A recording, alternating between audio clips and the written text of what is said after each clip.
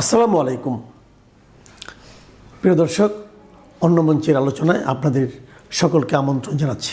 চিকিৎসক ও মিডিয়া ব্যক্তিত্ব জনাব ডক্টর আব্দুল নূর তুষার। জনাব আব্দুল নূর তুষার, আপনাকে আমাদের অনুষ্ঠানে স্বাগত জানাচ্ছি। ধন্যবাদ। তুষার ভাই, সরাসরি আলোচনায় আসি। জি। আলোচনা ভূমিকা আমি যত বেশি করবো তত পাবলিক বিরক্ত হবে, কারণ তারা তো আপনার কথা শোনার জন্যই মুখে আছেন। না না, আপনাকে খুবই হ্যান্ডসাম লাগছে। লাল শার্টটা আমার পছন্দ হয়েছে। আমি আপনার দেখা দেখে একটা লাল শার্ট নিয়েছি, এটা পরেওছি একদিন। না, শার্টটা না বেশি লাল হয়ে গেছে, বুঝছেন? না, এত এটা লাল আমার হয়ে ভালো গেছে লাগছে। না না, এটা যে ভালো লাগছে। এটা মানে খুব বেশি একটা পড়তে লজ্জা লজ্জা লাগে, বয়স তো হয়েছে, তাই না? না না, বয়স যত বাড়বে পোশাক তত রঙিন হবে, এটা আমি বলি নাই, বলেছেন শফিক রেহমান। আচ্ছা আচ্ছা। উনি শফিক লাল ভাই তো মোজাও উনি আবার পরেন, আমার, উনি লাল মোজাও আমি পরেন কিন্তু এবং ওনার উনি সঙ্গে কাজ বলেছেন। করেছি, আমি কিন্তু ওনার সঙ্গে কাজ করেছি এবং ওনার এই রঙিন মনের পরিচয় আমি বহুবার পেয়েছি বিভিন্ন ভাবে। উনি আমাকে এটাও বলেছেন যে উনি যে লাল মোজা পরেন এর কারণও বয়স। বলেছেন যে এই যে মোজা লাল, শার্ট লাল, রুমাল লাল, লাল গোলাপ, এই সবই হচ্ছে বয়স যত বাড়বে নিজের রং কমে আসবে, কিন্তু পোশাকের রং তখন বাড়াতে হবে। তার মানে আপনি আলটিমেটলি বলতে চাচ্ছেন যে আমার লাল পোশাক প্রমাণ করে যে আমার বয়স না, বেড়েছে। আপনি প্র্যাকটিস করেন, এক সময় তো বয়স পেয়েছি। বাড়বে, শফিক রেহমানের মতো 91 বছর হবেন, তখন এটা কাজে লাগবে। আচ্ছা ঠিক আছে, আমরা এবার মূল আলোচনায় আসি। আলোচনা সেটা হলো গিয়ে, আমরা একটা জিনিস খুব মানে বিস্ময়ের সঙ্গে আমরা লক্ষ্য করলাম যে নির্বাচন কমিশনের একটা বক্তব্য। নির্বাচন কমিশন বললেন যে এই সরকারি কর্মচারী যারা আছেন, সরকারি কর্মচারী কর্মকর্তা যারা আছেন, তারা গণভোটে কোন একটা পক্ষ নিতে পারেন না, স্পষ্ট নয়। এবং এটা কোন কারণে পারেন না সে ধারাটা তারা উল্লেখ করেছেন, যে আরপিও ৮৬ নম্বর ধারা স্পষ্ট করে বলা হয়েছে যে তারা এটা পারেন না।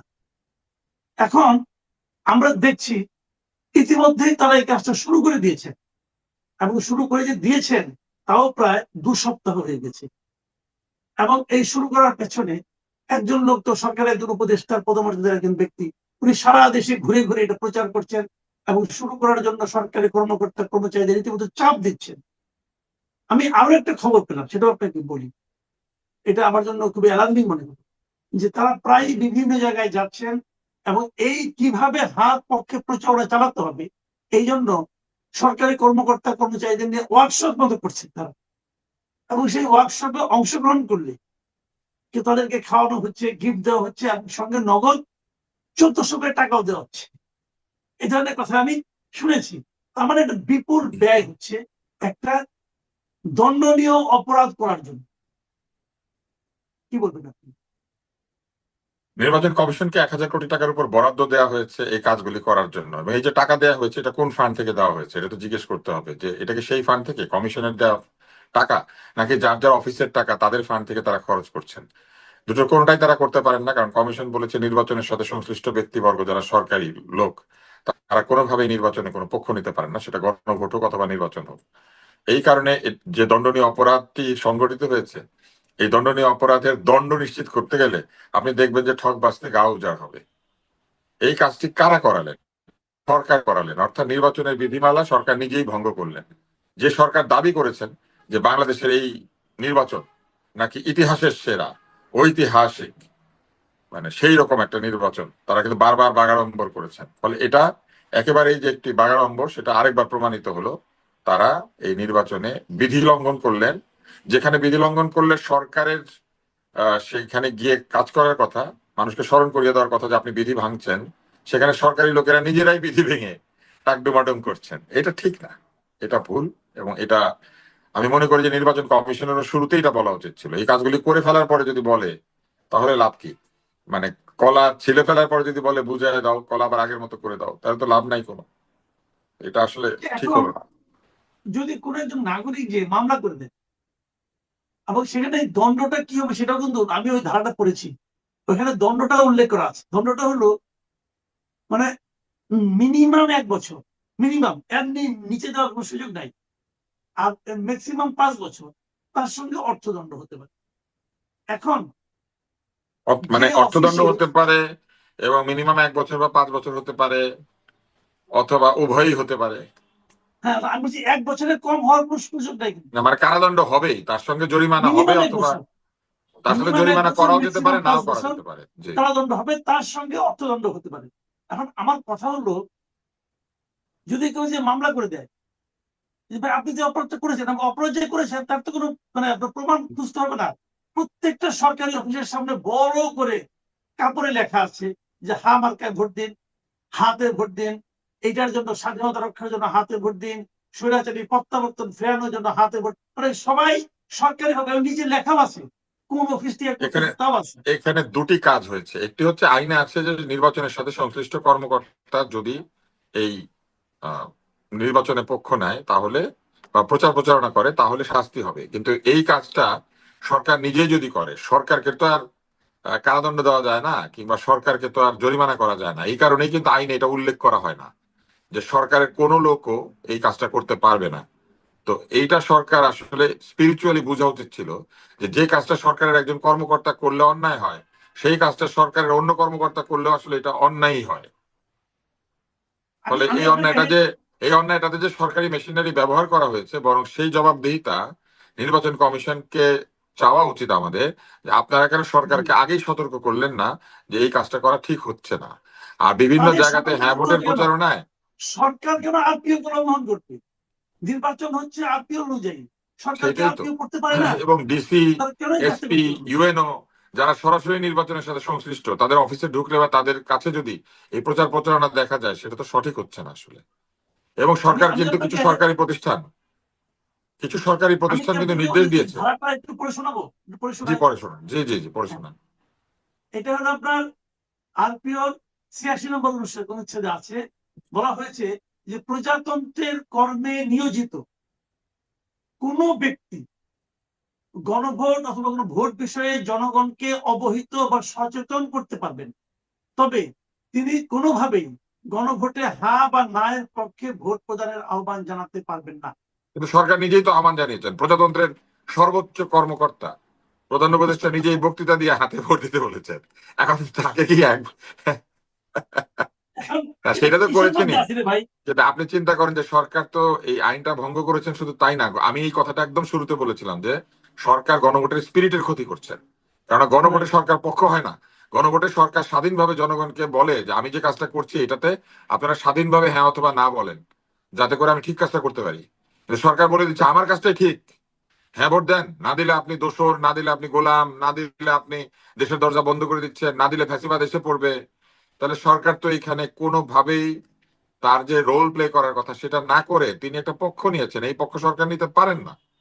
সরকার জনগণের কাছে কেন গিয়েছেন, ঠিক না বেঠিক, হ্যাঁ বা না, এটা জানার জন্য। কিন্তু আপনি যদি বিচারের আগেই তাল গাছ আপনার বলেন, যদি বলে দেন যে হ্যাঁ আপনি বিচার করুন, কিন্তু আপনাদের সবাইকে হ্যাঁ বলতে হবে, না বললেই আপনি ভুল, আপনি দোষর, আপনি নাই, আপনি, মানে অনেক রকম ট্যাগিং হচ্ছে। তো সরকার এই কাজটা করেছেন এবং সরকার অন্যায় করেছেন। এটা তো আইন অনুযায়ী তাই। এখন সরকার যদি বলেন, আমি দেখেছি সরকার, প্রত্যেক সরকারের কিছু চামচা গজায়, তো এই সরকারেরও গজিয়েছে এবং এরা কোনো কোনো ক্ষেত্রে সরকারের বেনিফিশিয়ারি। তারা বলার চেষ্টা করছেন যে এই সরকার বিপ্লবের মাধ্যমে গঠিত সরকার বলে ও যা খুশি তাই করতে পারে। এখন মনে করেন রাস্তার পাশে আপনি একটা আঘাত পেয়েছেন, কেউ একজন আপনার এই আঘাতটাকে বললো যে দেন দেন আমি এটা পরিচর্যা করি, করে কি উনি যা খুশি তাই করে দিতে পারবেন? উনি অ্যাক্সিডেন্টের মাধ্যমে গঠিত একজন চিকিৎসক, তাই না? অ্যাক্সিডেন্ট হয়েছে, আপনার রক্ত বন্ধ করবে, কিন্তু সেই জন্য উনি কি যা খুশি তাই করতে পারেন না। উনি যদি যা খুশি তাই করেন নিজে না জেনে অথবা ইচ্ছাকৃত ভাবে, অথবা এই দাবিতে যে আমি তো ডাক্তার না কিন্তু রাস্তার পাশে ওনাকে পেয়েছি, এখন কি করব, আমার মনে যা চেয়েছে তাই করেছি, এটা তো পারা যায় না।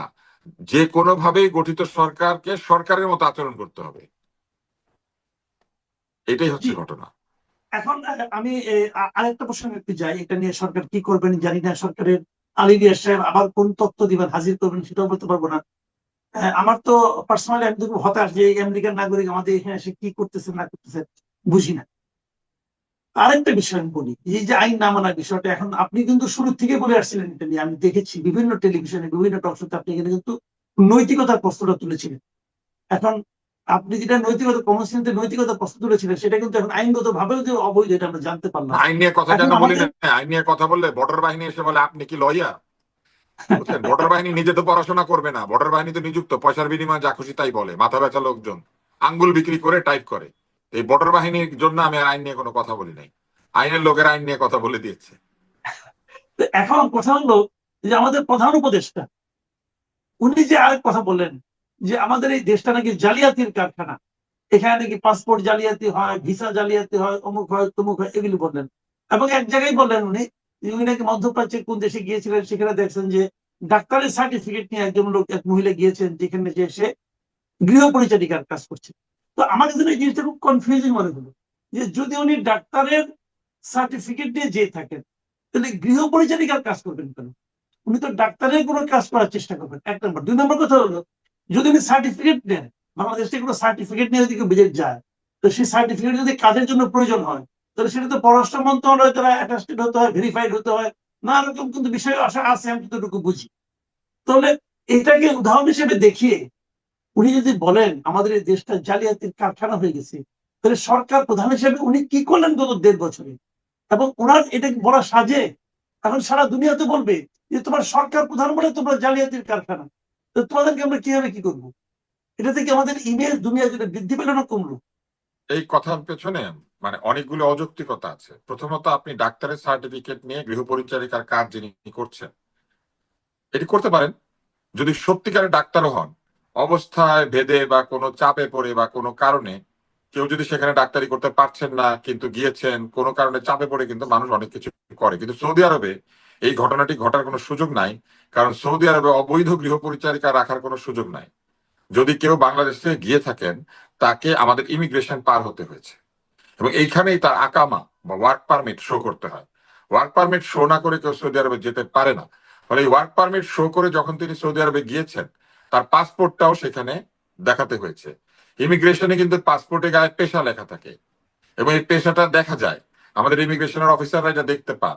ফলে যদি পাসপোর্টে পেশা লেখা থাকে ডক্টর আর আকামায় লেখা থাকে গৃহ পরিচারিকা, তাহলে আমাদের ইমিগ্রেশনই পার হওয়ার কথা না। ফলে উনি এই গল্পটা যে বলেছেন, এই গল্পটা আসলে বলেছেন হয়তো, কিন্তু এই গল্পটা কতখানি কি, এটা আসলে বাছাই করা যাচাই করা দরকার ছিল। ইনি এই অন্যায়টা দেখেছেন ওইখানে বসে, তাহলে ওই অন্যায়টা তো সুনাগরিক হিসেবে তখনই রিপোর্ট করে দেওয়ার কথা।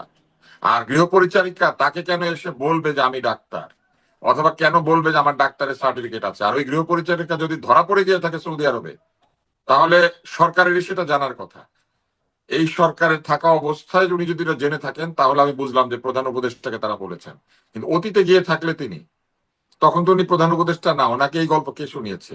এগুলো আসলে এক ধরনের মানুষের মনে কৌতূহলী মানুষের মনে প্রশ্ন জাগায়। কিন্তু যে কাজটা তিনি করেছেন, তিনি বলেছেন বাংলাদেশ জালিয়াতির কারখানা, এটা ওনার মুখ থেকে আসাটা আসলে অত্যন্ত দুঃখজনক। এই জালিয়াতির কারখানার তিনি প্রধান উপদেষ্টা, এইটা তো তার মনে রাখা দরকার ছিল। এতে আমার মতো সাধারণ নাগরিকরা অনেকেই দুঃখ পাবেন। আমি আপনাকে একটা গল্প শোনাই, এটা আমার দেখা নয়া চীন নামে একটা বই আছে, শেখ মুজিবুর জি, রহমানের লেখা। জি, উনি তখন পাকিস্তানের প্রাদেশিক সরকারের মন্ত্রী সম্ভবত। তো উনি নয়া চীন পরিদর্শনে গিয়েছিলেন এবং সেইখানে যাওয়ার পরে ওখানে ওই কথাটা উনি লিখেছেন যে অনেকেই বদনাম করছিল পাকিস্তানের এবং পাকিস্তানের প্রেসিডেন্ট থেকে শুরু করে সবার। কিন্তু উনি চিন্তা করলেন যে এই বদনাম করাটা তার সাজে না। কেন সাজে না? কারণ উনি বললেন যে এটা সাজে না এই জন্য, উনি কি তখন মন্ত্রী কিনা আমার এটা মনে নাই, আমার দেখে নয়া চীনে কিন্তু এই কাহিনীটা আছে, এটা আমি পড়েছি। উনি চিন্তা করলেন যে নিজের দেশের ব্যাপারে বিদেশিদের কাছে এসে বদনাম করাটা অত্যন্ত অন্যায়। নিজের প্রেসিডেন্ট কিংবা নিজের দেশের মানুষ বা নিজের দেশের যা কিছু থাকুক নিন্দা করার, এটা উনি যেহেতু রাজনীতি করেন দেশে করবেন, কিন্তু বিদেশের কাছে নিজের দেশকে ছোট করাটা উচিত হবে না বলে উনি বিরত থাকলেন। এবং এখানে আরো একটা গল্প আছে যে উনি একটা বিয়ের দাওয়াতে গিয়েছিলেন, সবাই উপহার দিচ্ছিল। উনি তো জানেন না যে সকলকে উপহার দিতে হয় এইভাবে, এবং উনি তখন তার হাতে নাকি একটা আংটি ছিল, সে আংটিটা খুলে দিয়ে দিলেন। কারণ এই জন্য দিলেন যে ওরা ভাববে যে বাঙালি এত গরিব, বাঙালির রাজনীতিবিদ এত গরিব বা এত দুর্বল যে সে একটা উপহার দিতে পারে না। মূল বিষয়টি এইখানে যে আমাদের প্রধান উপদেষ্টা যখন আমাদের পুরো দেশটাকে জালিয়াতির কারখানা বলেন, তাহলে এই কারখানায় বহু বহু জালিয়াতি পয়দা হয়। এবার আমার একটা প্রশ্ন আছে, সেই প্রশ্নটা হচ্ছে এই সরকার, তার পররাষ্ট্র দপ্তর বলেছে সৌদি আরবের চাপে হোক বা অনুরোধে হোক বা নির্দেশে হোক, আমাদের সরকার 69,000 রোহিঙ্গাদেরকে বাংলাদেশের পাসপোর্ট দিচ্ছে, দিচ্ছি, যাদের রাইট। বাংলাদেশের পাসপোর্ট পাওয়ার কথা না। কারণ তারা বাংলাদেশের পাসপোর্ট জালিয়াতি করে, জালিয়াতির মাধ্যমে বাংলাদেশের পাসপোর্ট নিয়ে তারা বাংলাদেশে সেজে সৌদি আরবে চাকরি নিয়ে চলে গিয়েছে। এখন আমাদের পাসপোর্টের আইনে পরিষ্কার লেখা আছে Bangladeshi citizens by birth, descent or naturalization are eligible for a Bangladeshi passport. এবং ওখানে বলা হয়েছে যে অ্যাপ্লিক্যান্টের বয়স 17 বছরের মানে 18 বছরের নিচে হলে তার একটা 17 digit online verifiable birth registration certificate থাকতে হবে, অর্থাৎ জন্ম সার্টিফিকেট থাকতে হবে। আর যদি 18-র বেশি হয় তাহলে এনআইডি থাকতে হবে, এবং তাকে ইন পার্সন বায়োমেট্রিক দিতে হবে। তাহলে এই রোহিঙ্গাদেরকে যে নতুন ভাবে পাসপোর্ট ইস্যু করার সিদ্ধান্ত হলো, 69,000-কে বাংলাদেশের পাসপোর্ট দেওয়া হলো, জালিয়াতদেরকে উৎসাহ দিল কে দিল? জালিয়াতদেরকে বাংলাদেশের নাগরিক হিসেবে আবার পাসপোর্ট দিয়ে দেওয়া হলো, যারা জালিয়াতি করে কোনো না কোনো একটা কিছু বের করেছিল, হয় বার্থ সার্টিফিকেট, না হলে এনআইডি, না হলে তো পাসপোর্ট হওয়ার কথা না। তো জালিয়াতিতে কে উৎসাহ দিল? এবং এই যে জালিয়াতি আমাদের আছে, এই জালিয়াতির জালিয়াতি কারখানার বন্ধ প্রধান করার জন্য, উপদেষ্টা এই জালিয়াতি বন্ধ করার জন্য এই অন্তর্বর্তী সরকার কি কি ব্যবস্থা নিয়েছেন জালিয়াতি বন্ধ করার জন্য? সেই ব্যবস্থাগুলো উনি নিবেন না? একটা জালিয়াতির কারখানাকে উনি জালিয়াতির কারখানা বলে দিয়ে তারপর চলে যাবেন? করতে পারে না আমরা অত্যন্ত দুঃখ পেয়েছি। হতে পারে উনি যে কোনো কারণে উনি বলুক না কেন, এটা যদি সত্য কথাও হয়, কিছু সত্য রয়েছে যেটা যেটা উনি বলবেন না। কারণ উনি বললে গোটা পৃথিবীতে এই কথাটি রেজিস্টার্ড হবে যে আমাদের প্রধান উপদেষ্টা আমাদের দেশটাকে কারখানা বানিয়ে বলে বলে বলেছেন, কারখানা হিসেবে উল্লেখ করেছেন। এবং সেটা কিসের কারখানা? সেটা জালিয়াতির কারখানা। অথচ আমাদের এই দেশটা পৃথিবীর বস্ত্র কারখানা, আমাদের এই দেশটা পৃথিবীর অন্যতম বৃহৎ মৎস্য খামার, আমাদের এই দেশটা পৃথিবীর চিকিৎসা শাস্ত্রের এক মিরাকল পাবলিক হেলথে, যেখানে আমরা এত বেশি টিকা, এত বেশি প্রতিরোধযোগ্য রোগ, এত বেশি আহ, মৃত্যু কমানো, এত বেশি নারী এবং শিশুর স্বাস্থ্যের উন্নতি, আমাদের গড় আয়ের উন্নতি করেছি। উনি কিন্তু এই কথাটাও বলেছিলেন, পোর্ট সম্পর্কে বলতে গিয়ে বলেছিলেন বাংলাদেশের চিকিৎসকদের উপর আস্থা নাই, এই জন্য লোকে ভারতে যায়। একটা কথা বলি, আমি একটু এবং আরো পলিটিক্স আরো বিষয়ে একটা আলোচনা কথা করতে আমি চাই। বলি, উনি যে এই কথাটা বলে দিলেন, আমাদেরকে জালিয়াতির কারখানা বললেন, আমাদের এই দেশটা তো আরো বহু কিছুর কারখানা। আমাদের এই দেশটা শুধু যে জালিয়াতির কারখানা যে উনি বললেন সেটা তো নয়, গর্ব করার মতো বহু কারখানা আমাদের এই দেশে আছে। আমাদের এই দেশে এমন এমন কারখানা ছিল বা আছে যে কারখানার জন্য আমরা ব্রিটিশদের অ্যাওয়ার্ড পেয়েছি, উনি যেমন আমেরিকানদের অ্যাওয়ার্ড পেয়েছেন। আমাদের এইখানে একটা উলের কারখানা ছিল, সে উলের কারখানাটা নিউমোনিয়া আক্রান্ত হয় শিশুরা, সেই জন্য তাদের জন্য শীতের কাপড় বানাতো, ক্যাপ বানাতো, গ্লাভস বানাতো উলের। এবং সে হাতে বোনানো নামে সেই প্রজেক্ট কিন্তু রানী সেটাকে পুরস্কৃত করেছেন, যে আমরা শিশুদের জন্য এটা তৈরি করি, এবং এই প্রোডাক্ট আমাদের এখানে গরিব নারীরা তৈরি করতো, এবং সেটা পৃথিবীর বিভিন্ন দেশে গরিব শিশুরা ব্যবহার করতো। তাহলে এই কারখানাগুলি উনি চোখে দেখলেন না? উনি শুধু জালিয়াতির কারখানাটাই দেখলেন, ওনার গ্রামীণ ফোনের কারখানাটা উনি দেখলেন না?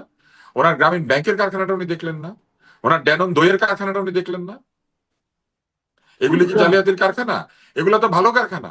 উনি ভালো কথা না বলে উনি আমাদের ওই কয়েক লক্ষ কিংবা কয়েক হাজার জালিয়াতের জন্য পুরো দেশটাকে জালিয়াত বানিয়ে দিলেন। আমাদের দেশের কৃষক জালিয়াত, আমাদের দেশের শ্রমিক জালিয়াত। কি জালিয়াতি করে আমাদের কৃষকেরা? কি জালিয়াতি করে যারা ক্ষুদ্র ঋণ নেয় তার ব্যাংক থেকে?